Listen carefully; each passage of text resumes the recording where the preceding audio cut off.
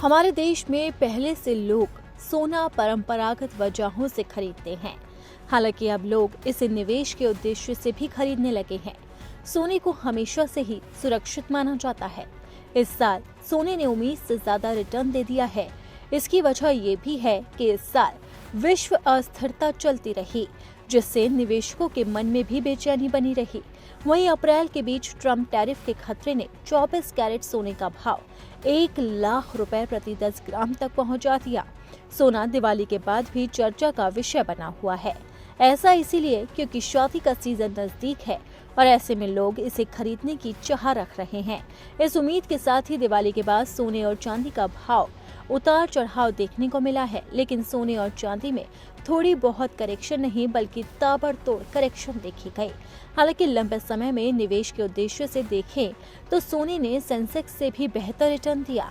पिछले साल के अंत तक सोने का भाव लगभग 70 से 80 हजार रुपए प्रति 10 ग्राम के बीच था। वहीं अप्रैल में टैरिफ के खतरे के डर से इसकी कीमत 1 लाख के पार हो गई। फिर दिवाली तक सोने का भाव 1,32,000 रुपए प्रति 10 ग्राम तक पहुंच गया। इस बीच सोने को लेकर बाबा वेंगा ने भी बड़ी भविष्यवाणी की, जो चर्चा का विषय बन चुकी है। यहां तक कि ये भविष्यवाणी लोगों की चिंता को बढ़ा सकती है और लोगों को महंगाई का तगड़ा झटका लग सकता है। मीडिया रिपोर्ट्स की माने तो बाबा वेंगा ने दुनिया में एक बड़े वित्तीय संकट का जिक्र किया। ये खतरा साल 2026 तक आ सकता है। वित्तीय संकट आने से सोने और चांदी की कीमत में बड़ा उछाल दिख सकता है, क्योंकि जब भी वित्तीय संकट बनता है तो सोने और चांदी में तूफानी तेजी देखने को मिलती है। यानी अगर बाबा वेंगा की ये भविष्यवाणी सच हुई तो लोगों को जोरदार झटका जरूर लगेगा।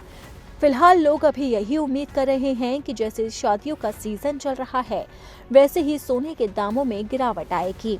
लेकिन सोने के दामों में लगातार उतार चढ़ाव का दौर जारी है।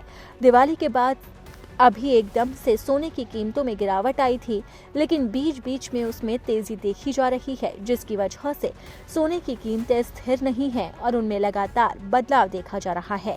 वहीं निवेशकों का कहना है कि अगर शादी ब्याह के पर्पज से लोग सोना खरीद रहे हैं तो ये सही समय है, और अगर निवेश के पर्पज से खरीद रहे हैं तो आने वाले समय में सोने के दाम में इसी तरह से उतार चढ़ाव देखने को मिल सकता है।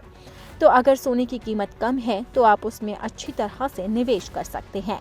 लेकिन अब इसी बीच में बाबा वेंगा की बड़ी भविष्यवाणी लोगों के लिए चिंता का सबब बन गई है।